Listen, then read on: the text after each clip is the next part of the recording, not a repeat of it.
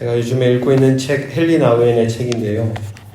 그 내용 가운데 제게 좀 다가왔던 부분을 서두에 읽어드리고 오늘 설교를 시작할까 합니다.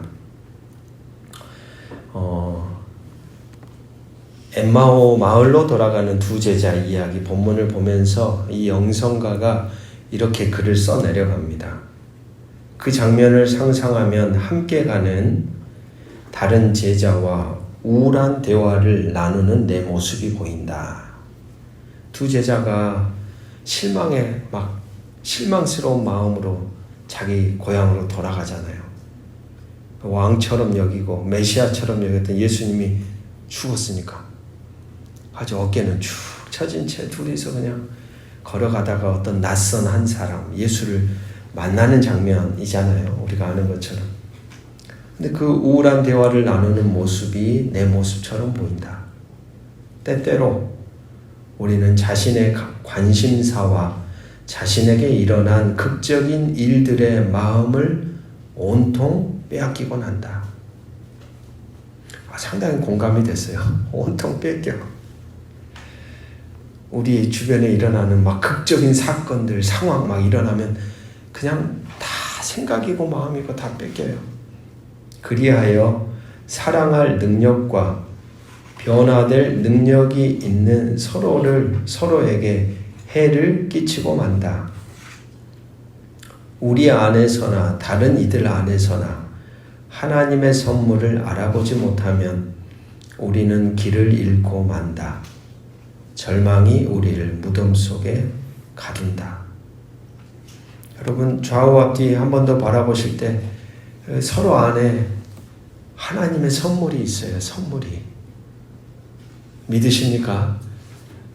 때로는 내가 도저히 못 살겠는데 옆에 있는 지체 안에 하나님의 선물이 있어요. 혼자 못 살아요.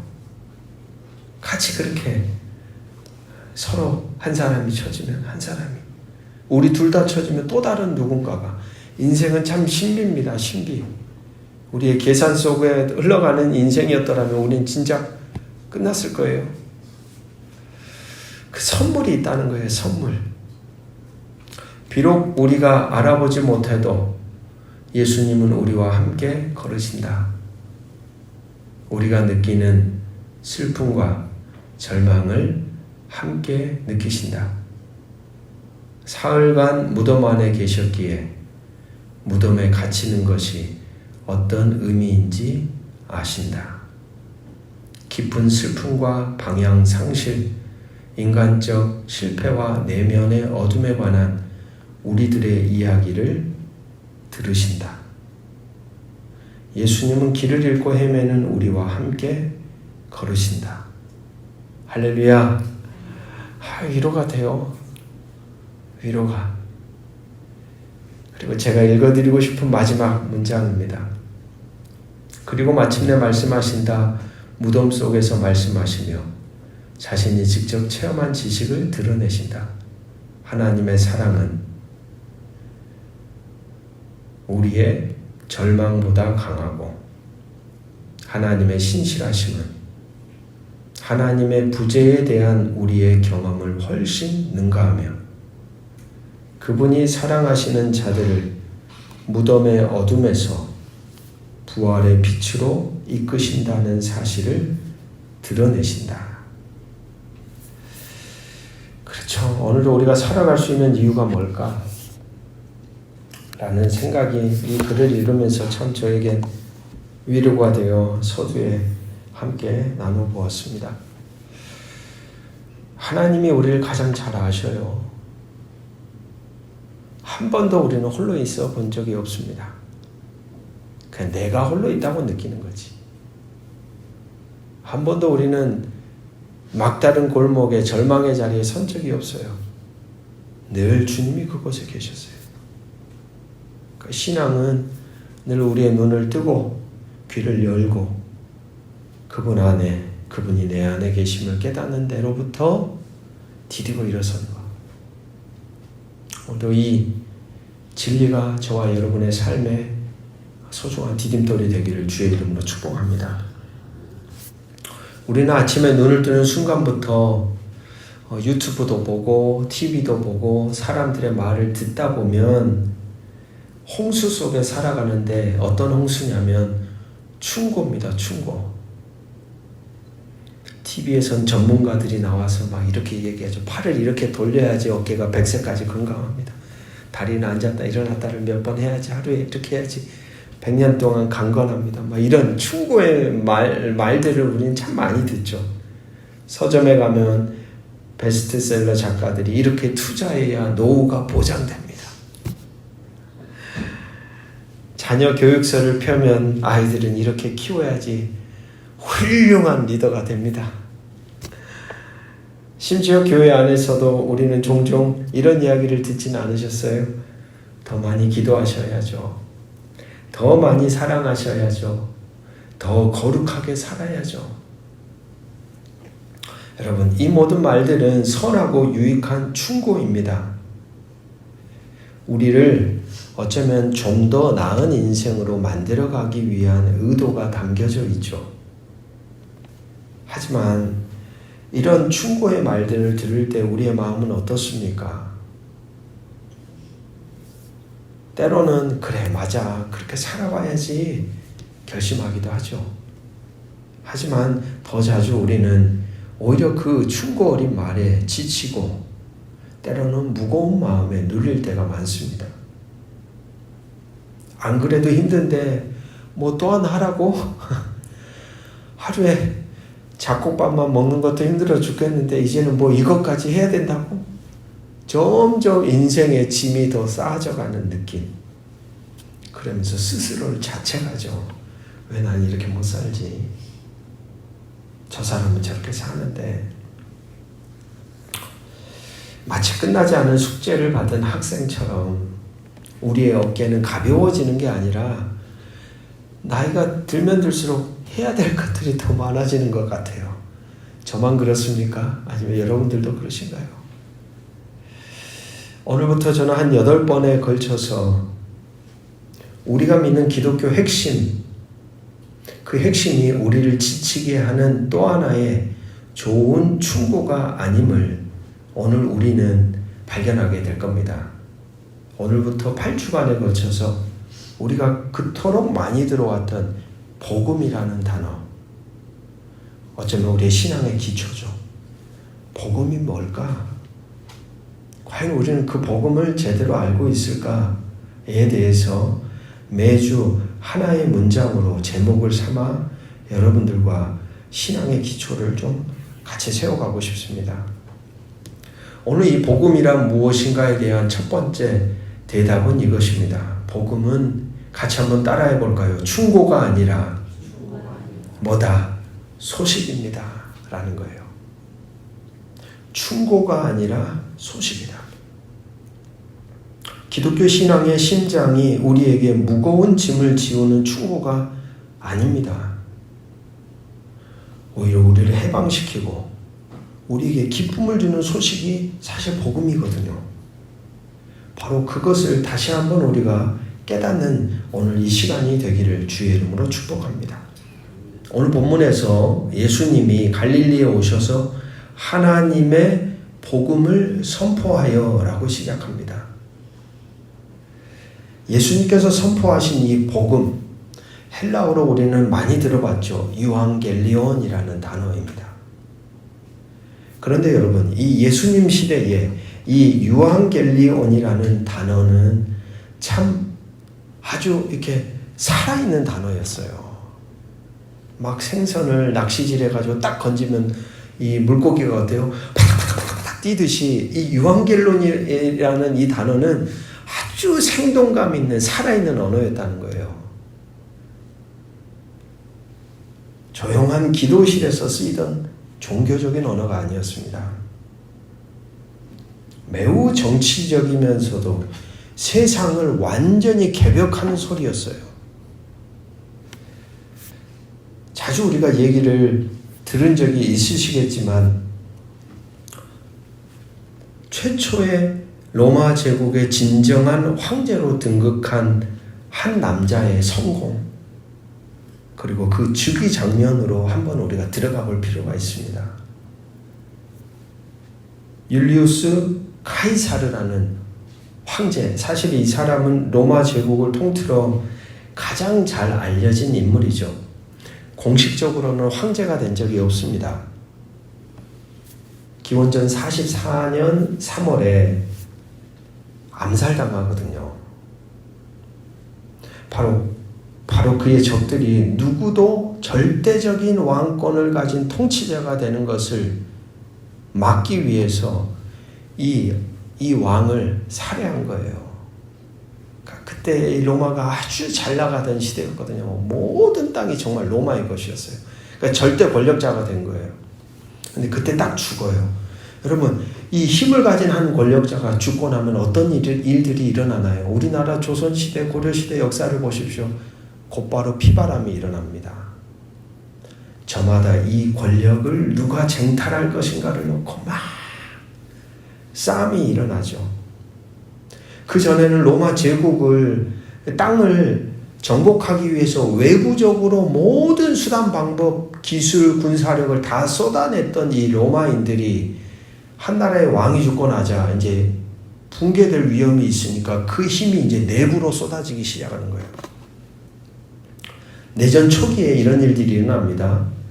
율리우스 카이사르를 죽인 자들과 그의 죽음에 대해 복수하고자 했던 이들 간에 싸움이 일어나기 시작합니다.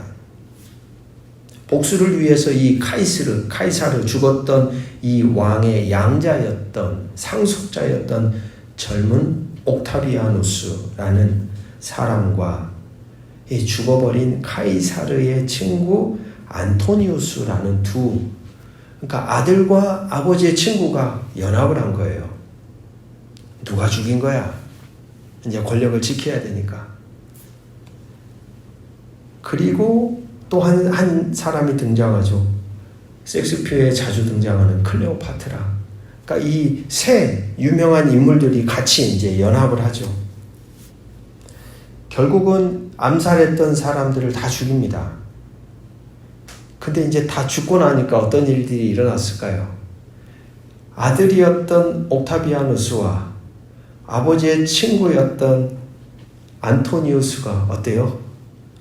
이제 이 하나의 권력을 놓고 또 싸움이 일어난 거예요. 치열하게 싸우다가 결국 기원전 31년 9월 2일에 그리스 서부 악티움 근해에서 해군 전투에서 결국 그 아들이었던 옥타비아누스가 승리를 거둡니다. 그로 인해서 그의 유명한 왕비 클레오파트라를 따라 결국 안토니우스는 같이 이집트로 망명한 뒤에 거기서 둘 다 자살로 생을 마감하게 되죠.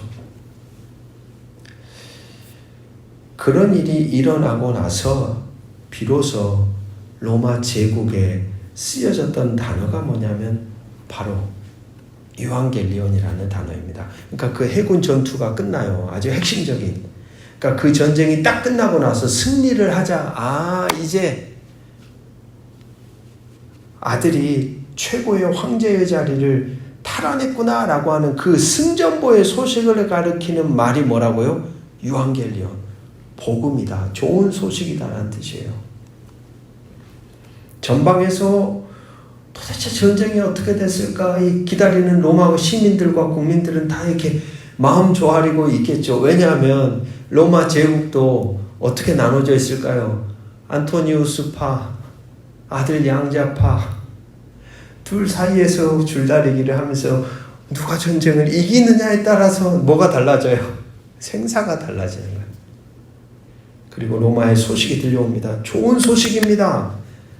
옥타비아누스 카이사르가 대승을 거두었습니다. 이제 그가 로마의 새 주인입니다.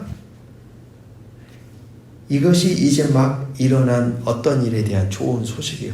그래서 이 소식을 가리키는 단어를 기독교 원래 영어로 들어오기 전에 로마 제국에서는 유앙겔리온이라고 했습니다. 그래서 유앙겔리온이라는 이 단어는 새로운 왕이 등극하거나 전쟁에서 승리를 했거나 또는 왕의 어떤 아들이 새로운 왕으로 등극할 때 들려오는 소리가 바로 이 유앙겔리온이라는 단어였죠. 그런데 이제 기독교인들이 이 단어를 곧바로 누구에게 갖다 활용해서 쓰기 시작해요. 예수님이 오셨을 때. 예수님이 오셨을 때. 당시 지중해 세계를 지배하던 로마 제국 전역에 전령들이 말을 타고 달려가 외쳤습니다. 유앙겔리온이다. 좋은 소식이다. 로마가 전쟁에서 승리했다. 결국 이 소식은 사람들에게 누구에게 충성하라는 소리였냐면 전쟁에서 승리한 옥타비아누스 가이사르에게 충성하라는 선언입니다. 그러니까 충고하기 전에 뭐가 먼저 들려왔다는 게 중요해요. 소식이 들려왔다는, 제가 이 얘기를 하려고 지금 말씀을 드리는, 소식이 먼저 들어왔다는 거예요. 소식이. 새로운 왕이 다스리는 새로운 시대가 되었습니다라는 소식이 먼저 들려왔다. 바로 이런 세상 속으로 예수님께서 오셔서 전혀 다른 하나님의 복음을 선포하기 시작합니다. 예수님의 복음은 로마 황제가 아닌 예수님이 이 세상에 참된 왕이시라는 소식이었습니다. 여러분, 로마 군대는 힘에 의해 평화를 쟁취했죠. 하지만 하나님의 사랑과 정의가 마침내 이 땅을 다스리기 시작했다 라고 하는 이 소식이 언제부터 선언이 되기 시작했냐? 예수님의 초림 때부터. 그게 그때부터 하나님을 통하여 선언되기 시작했다라는 거예요.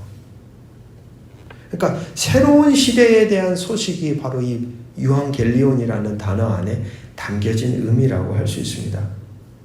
그래서 복음이라는 건 본질적으로 같이 한번 따라해 볼까요? 어떤 일이 일어났다. 일어났다는 선포예요. 어떤 일이 일어났다는 선포. 그것은 우리에게 무엇을 하라고 요구하지 않습니다. 먼저 하나님께서 사람들을 위해 그리고 이 세상을 위해 이미 행하신 놀랍고 새로운 일에 대한 소식이에요. 복음은. 여기에는 사람이 행할 게 있다 없다? 없다는 거예요. 그러니까 이건 충고가 아니에요. 기쁜 소식이 되는 거예요. 충고는 우리의 책임과 노력을 요구합니다. 하지만 소식은 우리에게 먼저 뭐 하기를 원해요? 귀를 열고 듣고 반응하기를 요구하죠. 그런데 이러했던 이 복음, 들어야 될 소식의 메시지가 왜 충고로 변했을까? 어쩌다가 이 세상을 바꾸는 강력한 소식이 우리를 지치게 하는 충고처럼 복음이라는 단어가 변질되어 버렸을까? 톰 나이트라는 학자는 이렇게 설명합니다. 교회의 역사 속에서 복음의 의미가 안타깝게 완전히 축소돼 버린 거예요. 여러분, 그러니까 이 땅에 하나님의 나라가 도래합니다. 이제 하나님의 나라가 펼쳐질 겁니다. 왕이신 예수 그리스도가 이 땅에 왔습니다라는 이 선언은 이 땅 전체를 향한 메시지였는데, 이런 메시지를 어떻게 축소시켜 버렸냐면, 어떻게 하면 우리가 죽어서 천국에 갈 수 있습니까? 개인 내세의 문제에 그걸 딱 가둬버린 거예요. 하나님의 복음은 온 세상을 향한 구원의 메시지였고 회복의 메시지였는데, 어떻게 하면 천국에 갈 수 있습니까? 천국행 티켓으로 만들어버렸다는 거예요. 여러분, 개인의 구원이 중요합니다. 우리가 구원받고 구원받지 못한다는 게 중요하지 않다는 게 아니에요. 그거 당연히 중요하고 복음의 핵심적인 부분입니다. 하지만 복음이라는 것이 천국행 티켓을 얻는 방법으로 축소되어 버릴 때, 그것은 더 이상 예수님 당시에 들려왔던 온 세상을 향한 기쁨의 소식이 될 수가 없다는 거예요. 예수님을 믿으십시오. 그러면 천국에 갑니다. 이 말은 진리이지만 이것은 복음의 전체의 그림의 일부분이라는 이야기를 드리고 있는 겁니다. 한 왕이 성대한 결혼식에 초대하는 청첩장을 여러분이 받으셨다고 생각해 보십시오. 청첩장의 핵심은 결혼식에 오면 맛있는 음식을 먹을 수 있습니다라는 식사 티켓에 대한 정보는 아니지요. 청첩장의 핵심은 무엇입니까? 왕의 아들이 뭐한다? 결혼한다는 거예요. 온 나라에 이것은 기쁨이다. 이 영광스러운 잔치에 당신을 초대한다는 소식 그 자체입니다. 더 나아가 진정한 왕의 결혼은 온 나라의 축제이며 온 세상이 새롭게 시작된다는 선포이죠. 왕의 결혼과 함께 억울한 자들이 풀려납니다. 굶주린 자들이 배부르게 먹는 날이 선언됩니다. 깨어진 땅이 다시 기름져지는 새로운 시대가 열리는 것이죠. 로마서 8장의 말씀처럼 모든 피조물이 탄식하며 기다리던 바로 그 순간입니다. 마찬가지로 여러분, 복음은 단지 우리의 영혼만을 위한 구원의 이야기가 아닙니다. 그것은 만왕의 왕이신 하나님의 아들이 마침내 이 땅을 다스리고 깨어진 모든 세상을 회복시키는 우주적인 기쁨의 소식이라는 말입니다. 그렇기에 복음은 사람만을 위한 구원 이야기가 아니라 신음하는 모든 피조 세계를 향한 하나님의 넓고도 깊은 사랑의 이야기임을 우리는 기억해야 합니다. 또한 복음이 이렇게 살아야 구원받은 백성답다라는 윤리적 교훈 내지는 도덕적 규범으로 변질되기도 했습니다. 여러분, 그것은 맞는 말일까요? 이건 역시 너무 중요하지만 복음의 핵심이 이렇게 하라는 계명 목록이 되어져 버릴 때 그것은 우리에게 은혜가 아니라 율법의 무거운 짐이 되어버립니다. 우리는 구원을 받기 위해 혹은 구원받았음을 증명하기 위해 끊임없이 노력해야 하는 존재가 되어버린다는 거예요. 과연 언제쯤이면 될까요? 구원이. 그건 은혜가 아닌데. 근데 그렇게 복음이 이상하게 변질이 되어버렸다는 거예요. 온 도시가 치명적인 전염병으로 죽어가고 있습니다. 그럴 때 한 의사가 마침내 치료제를 발명했다고 상상해 보십시오. 그 의사가 광장으로 달려나와 외치는 좋은 소식이 무엇이겠습니까? 여러분, 앞으로는 손을 잘 씻고 운동도 열심히 하고 건강한 음식을 드십시오라는 충고일까요? 아니죠. 그 의사가 광장에 나와서 하는 이야기는 다른 겁니다.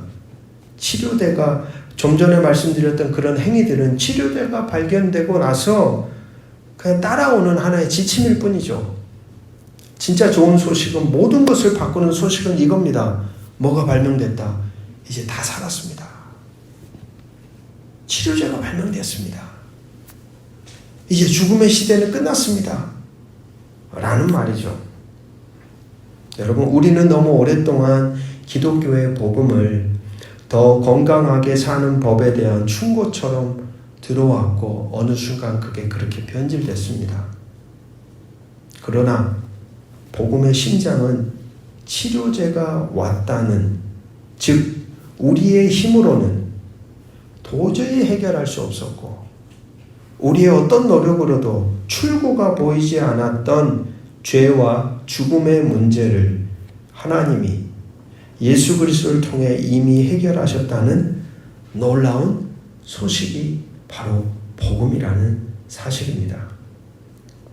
그렇다면 이 좋은 복음, 좋은 소식을 들은 우리는 어떻게 반응해야 할까요? 오늘 15절을 보시면 예수님이 말씀하십니다.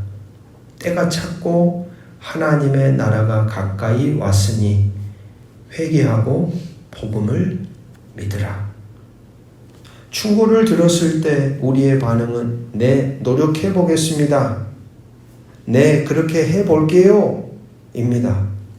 그리고 우리는 곧잘 실패하고 좌절하죠. 하지만 소식을 들었을 때 우리의 반응은 전혀 달라집니다. 첫 번째 오늘 말씀은 첫 번째 믿음을 얘기합니다. 믿음.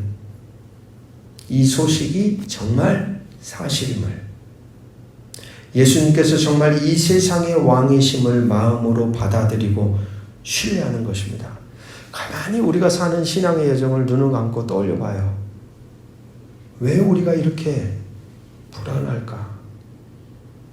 왜 우리가 이렇게 두려운 걸까?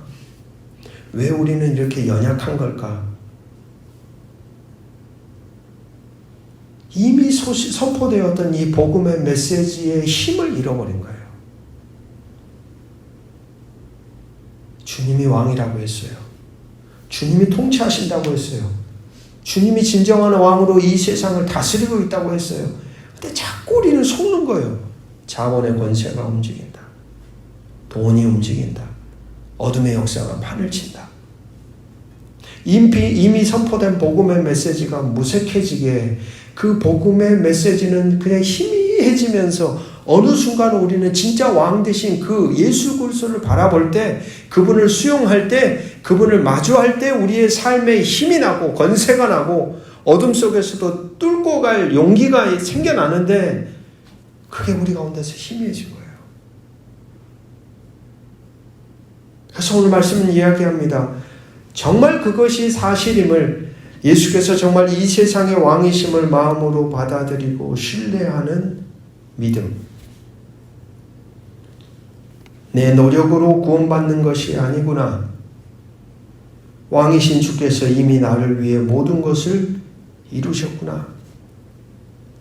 이 사실을 믿을 때 우리의 어깨를 누르던 율법의 짐은 벗겨집니다.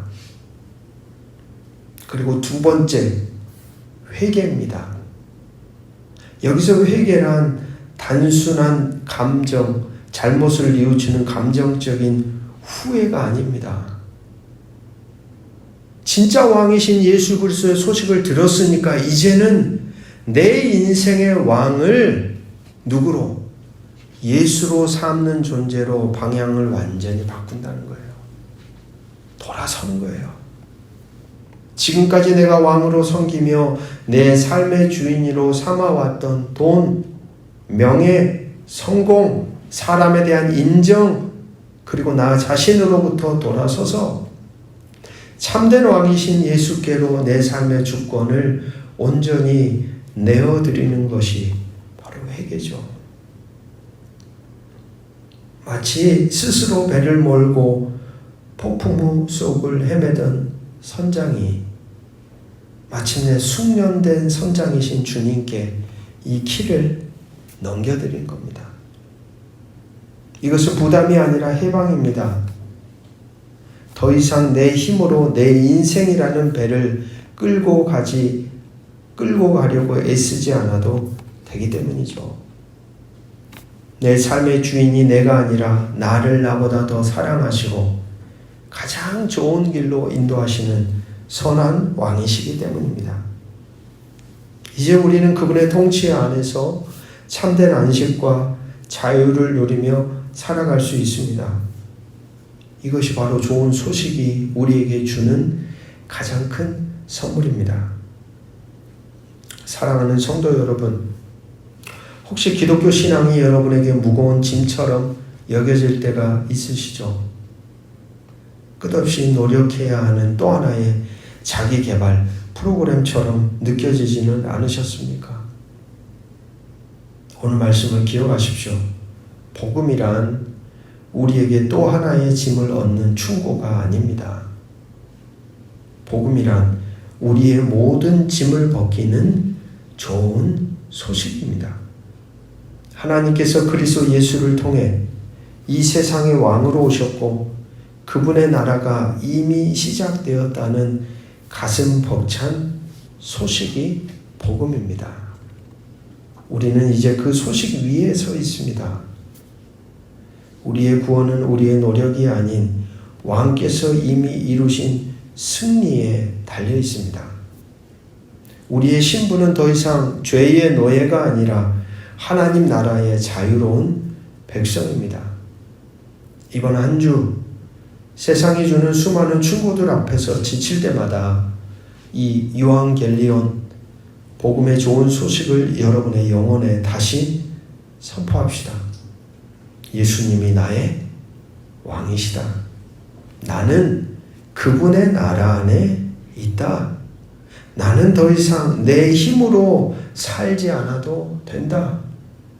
이 변치 않는 진리 안에서 참된 힘과 위로를 얻고 기쁨으로 왕의 백성답게 살아가는 저와 여러분의 남은 한 주간의 삶이 되시기를 주의 이름으로 축복합니다. 분주한 일상 속에 오늘도 이 수요 예배의 자리에 사모하는 마음으로 우리가 나왔습니다. 온 세상의 참된 왕이신 하나님, 우리를 더 강하게 만들려는 세상의 수많은 충고들 속에 지쳐있는 우리에게 내가 이미 승리했다는 기쁜 소식을 들려주시니 고맙습니다. 우리의 노력으로 구원을 이루려는 헛된 수고를 멈추고 참 왕이신 예수 그리스도께서 이루신 승리 안에 우리가 쉼을 얻게 하여 주옵소서. 우리의 삶의 왕자를 주님께 내어드릴 때, 그때 주님께 맡겨드릴 때, 내 길을 주님께 온전히 내어드릴 때 주시는 참된 자유와 평화를 우리의 매일의 삶 속에 누리도록 우리에게 은총을 베풀어 주옵소서. 그리하여 우리 자신이 먼저 이 좋은 소식에 감격하는 자가 되고 숨쉬는 자가 되고 살아나는 자가 되고 참된 하나님의 나라를 경험하는 이들이 되고, 나아가 우리의 삶을 통해 이 기쁜 소식이 내 곁에 있는 이들에게 세상에 드러나고 보여지고 잡혀지고 경험되고 들려지는 하나님 나라의 신실한 자들로 살아가도록 우리를 붙들어 주시옵소서. 주님, 인생을 살면 살수록 삶이 가벼워지는 것이 아니라 참 더 어렵고 참 더 복잡하고 참 더 생각할 것들이 많습니다. 과연 어떻게 풀어가야 될지 하루에도 수도 없이 고민하며 우리는 끙끙거립니다. 그러면서 역시 동일하게 깨닫습니다. 내 힘으로 살 수 있는 인생이 아니었구나. 하나님 안에 내가 머물러므로 나는 사라지는 인생이구나. 하나님과 함께 살아갈 수 있는 존재이구나.